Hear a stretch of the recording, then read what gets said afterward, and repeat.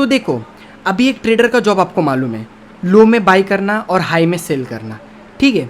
तो अभी आपको सबसे पहला ट्रेड करना है, ठीक है। अभी आपने फंडामेंटल कर लिया, टेक्निकल कर लिया, आपको मालूम है कि अभी मार्केट ऊपर जाने वाला है, तो आप किस किस चीज़ में आप उसको ट्रेड कर सकते हो वो हम लोग अभी देखने वाले।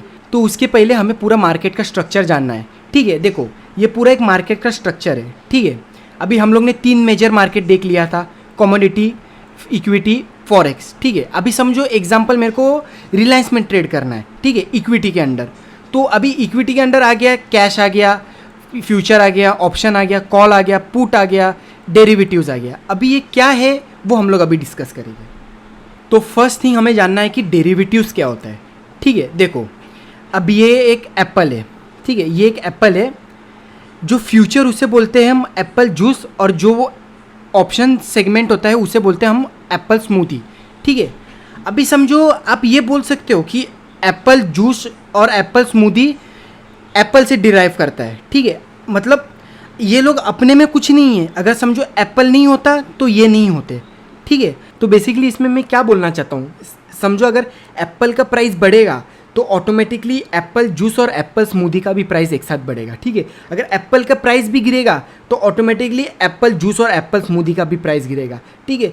मीन्स मैं कहना चाहता हूँ कि अगर एप्पल नहीं होता तो एप्पल जूस और एप्पल स्मूदी नहीं होता। मीन्स अगर कैश सेगमेंट नहीं होता तो फ्यूचर और ऑप्शन सेगमेंट नहीं होता उस चीज़ का, ठीक है। अगर समझो कैश सेगमेंट बहुत ही अच्छा जा रहा है, मीन्स अभी कैश सेगमेंट ऊपर जा रहा है, ठीक है, अभी कैश सेगमेंट का शेयर ऊपर जा रहा है, तो फ्यूचर और ऑप्शंस दोनों को साथ में ऊपर जाने का है। अगर समझो कैश सेगमेंट नीचे आ रहा है, ठीक है, तो ऑटोमेटिक फ्यूचर एंड ऑप्शंस वो लोग भी साथ में नीचे आ जाएंगे। मीन्स मैं कहना चाहता हूँ कि देखो, इक्विटी से कैश आता है, ठीक है, इक्विटी से कैश सेगमेंट आता है, फिर कैश सेगमेंट से फ्यूचर एंड ऑप्शंस होता है, वो फ्यूचर एंड ऑप्शंस को बोलते हैं डेरिवेटिव्स, ठीक है। और ये ऑप्शंस में जो कॉल और पुट देख रहे हो वो हम लोग आगे डिस्कस करने वाले, ठीक है। अभी हम लोग ये डिस्कस करने वाले हैं कि कैश सेगमेंट और फ्यूचर सेगमेंट में डिफरेंस क्या है, ठीक है। अभी जो कैश सेगमेंट है और फ्यूचर सेगमेंट में डिफरेंस क्या है, तो अभी हम लोग डिस्कस करने वाले हैं कैश सेगमेंट और फ्यूचर सेगमेंट में डिफरेंस क्या है, ठीक है। जो कैश सेगमेंट में फर्स्ट पॉइंट में डिफरेंस है वो कि आप 1 शेयर बाई कर सकते हो, 2 शेयर बाई कर सकते हो, 10 शेयर 10,000, उसमें कोई रिस्ट्रिक्शन नहीं है, ठीक है। आप अपने मर्जी के हिसाब से आप कितने भी शेयर्स बाई कर सकते हो, ठीक है। वो हो गया फर्स्ट पॉइंट। उसके बाद हो गया second point. Means second point क्या होता है कि आप कंपनी के शेयर होल्डर बन जाते हो। मीन्स अगर समझो आपने कंपनी का 10 शेयर बाई किया तो उसके आप ओनर बन जाते हो, ठीक है। इनफैक्ट मतलब एक कंपनी के आप ओनर बन जाते हो, ठीक है। अभी आ गया थर्ड पॉइंट। थर्ड पॉइंट क्या होता है कि आपको डिविडेंड और बोनस मिलते रहता है, ईयरली या मंथली, कंपनी के ऊपर डिपेंड रहता है क्या कब वो लोग डिविडेंड और बोनसेस देते हैं, ठीक है। उसके बाद फोर्थ पॉइंट आ गया कि आप अगर समझो आज अगर आपने 1 शेयर बाई किया तो आप उसको लाइफ टाइम तक भी होल्ड कर सकते हो, ठीक है। इसमें आपको कोई रिस्ट्रिक्शन नहीं है, आप कुछ भी नहीं करना है, आपको एक बार अब भी बाई किया आप लाइफ टाइम तक भी उसको होल्ड कर सकते हो, ठीक है।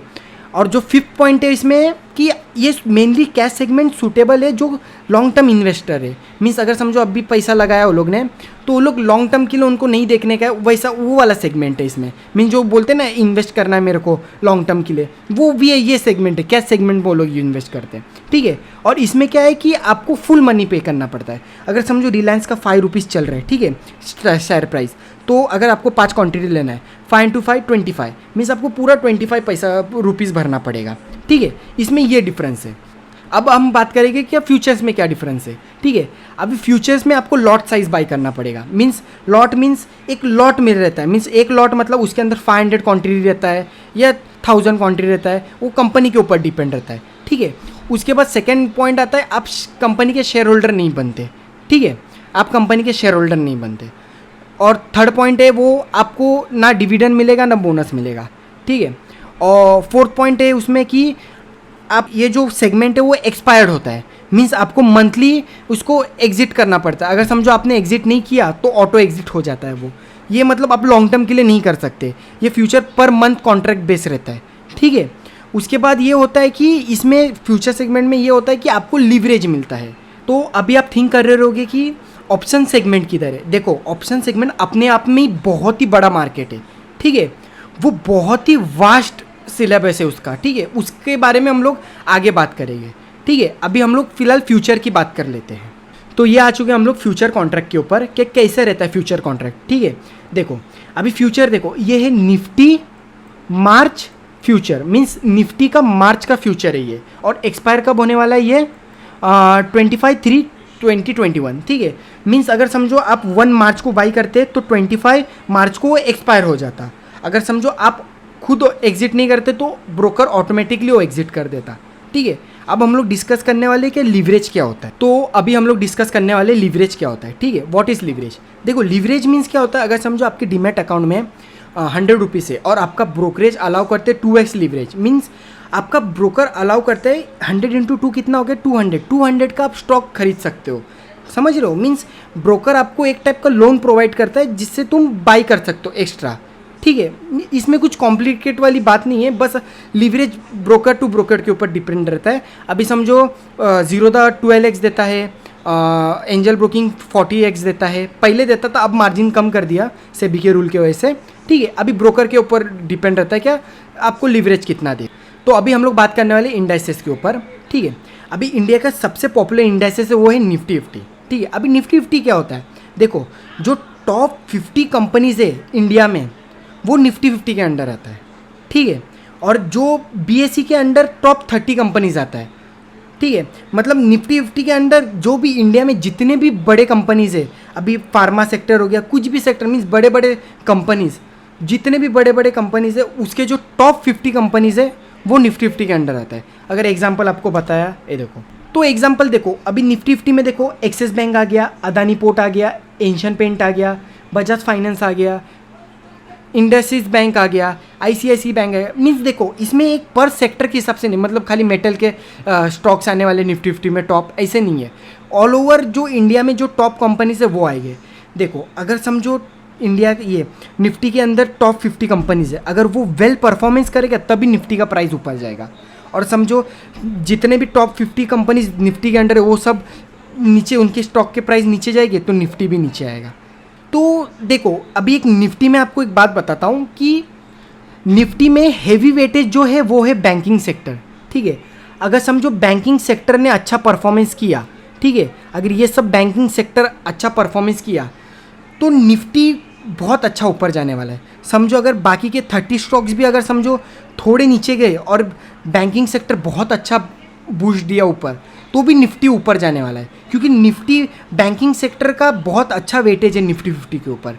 तो अभी हम लोग डिस्कस करने वाले डिफरेंट टाइप्स ऑफ सेक्टर्स। ठीक है, देखो फर्स्ट सेक्टर है Nifty bank, Nifty IT, Nifty energy, Nifty metals. ठीक है, अभी निफ्टी बैंक क्या होता है, देखो Nifty bank means Nifty bank के अंदर जितने भी बैंकिंग सेक्टर्स है ना, बैंकिंग कंपनीज है, वो सब इसके अंडर आएगा। Nifty IT means IT company जितने हैं निफ्टी आईटी के अंडर आएगा। Nifty energy means Nifty energy के जितने कंपनीज है, मीन्स एनर्जी कंपनीज है, वो सब इसके अंडर आएगा निफ्टी एनर्जी। और जो मेटल कंपनीज है वो निफ्टी मेटल्स के अंडर आएगा। ठीक है, अगर समझो निफ्टी बैंक निफ्टी को ऊपर जाना है तो बैंकिंग सेक्टर है वो अच्छा रहना चाहिए। अगर बैंकिंग सेक्टर के सब प्राइस ऊपर जाएंगे तो ऑटोमेटिकली ये बैंकिंग सेक्टर का जो बैंक निफ्टी का इंडेक्स प्राइस है वो भी ऊपर जाएगा। ठीक है, सेम गोज टू ये Nifty IT, Nifty energy, Nifty metal. ठीक है, तो अभी हम लोग डिस्कस करने वाले इंटर मार्केट एनालिसिस। ठीक है, अभी इंटर मार्केट एनालिसिस मतलब क्या होता है, समझो मेरे को अभी एक्सिस बैंक में अगर मेरे को ट्रेड करना है, ठीक है, अभी समझो मेरे को एक्सिस बैंक में ट्रेड करना है तो मैंने एक्सिस बैंक सिलेक्ट कर दिया। ठीक है, अभी मैं डायरेक्टली एक्सिस बैंक में नहीं ट्रेड करूँगा तो मैं उसका सेक्टर देखूंगा। ठीक है, अभी सेक्टर क्या होता है, ये सेक्टर क्या चल रहा है, स्ट्रॉन्ग चल रहा है क्या वीक चल रहा है। ठीक है, अभी सेक्टर देख लिया मैंने, उसके बाद पियर्स देखने का, पियर्स मीन्स उसके जो साथीदार है, मीन्स बैंक निफ्टी के अंडर जो है। ठीक है, अभी HDFC है, ICICI है, कोटक बैंक है, उनको भी देखना है। अगर वो भी परफॉर्मेंस अच्छा दे रहे तो ऑटोमेटिक अगर समझो इसमें बाई किया हूँ, निफ्टी भी अगर ये बैंक निफ्टी भी अच्छा परफॉर्मेंस दिखा रहा है, ये बाकी सब बैंक भी उनके अंडर अच्छा परफॉर्मेंस दिखा रहा है, तो हम लोग का टारगेट जो अचीव होने वाला है वो बहुत ज़्यादा अच्छे, मतलब एक्यूरेसी बहुत ज़्यादा हो जाएगा हम लोग का, समझ गए। और उसके बाद हम लोग को ये भी देखना है कि ओवरऑल मार्केट भी क्या बोल रहा है। अगर अभी देखो एक्सिस बैंक में मेरे को ट्रेड करना है, ठीक है, अभी ये मैंने स्टॉक लिया, ठीक है, इसमें ट्रेड करना है एक्सिस बैंक, तो पहले मैं सेक्टर देखूंगा। ठीक है, बैंक सेक्टर, बैंकिंग, ये बैंक सेक्टर भी ऊपर है, बैंक निफ्टी, उसके पियर्स भी ऊपर है और ओवरऑल मार्केट भी ऊपर है, तो फिर हम लोग का एक्यूरेसी बहुत ज़्यादा हो जाता है।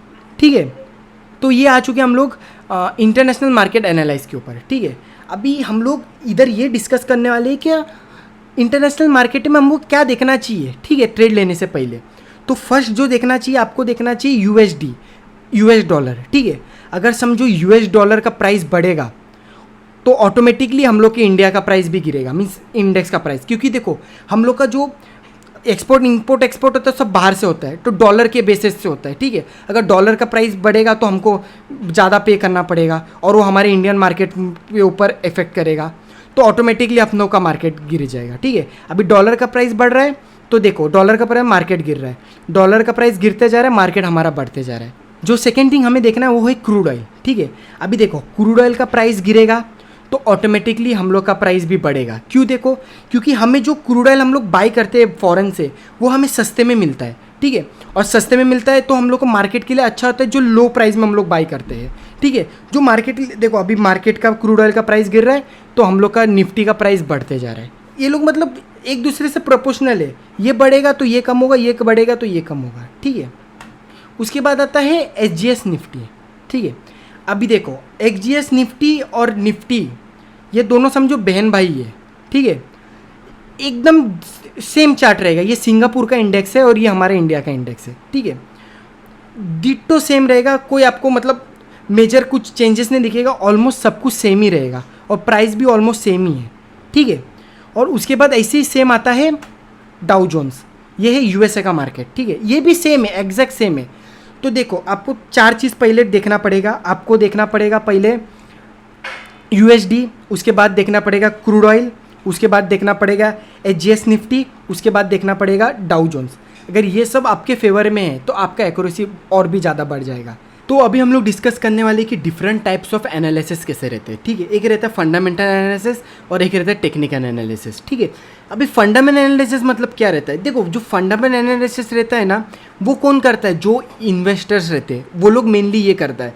और फंडामेंटल में देखना क्या रहता है? देखो फंडामेंटल में बेसिकली आपको कंपनी का जो आने वाले प्रोजेक्ट्स रहते हैं, उनके कितने लोन्स है, कितने डेप्स है, वो लोग का प्रोजेक्ट कहाँ कहाँ चल रहा है, ठीक है, वो लोग को कहाँ से क्रेडिट आने वाला है, वो लोग का मतलब अपकमिंग प्रोजेक्ट्स क्या है, वो सब कुछ देखते हैं ना, वो सब फंडामेंटल्स रहता है। मीन्स बाय द वे आपको देखना है कि पास्ट कंपनीज ने क्या कितना परफॉर्मेंस अच्छा किया, वो भी मतलब पेपर में उनका जितना लॉस हुआ, कितना प्रॉफिट हुआ, कितना अगले प्रीवियसली प्रॉफिट हुआ था, उसके प्रीवियसली कितना प्रॉफिट हुआ था, ठीक है।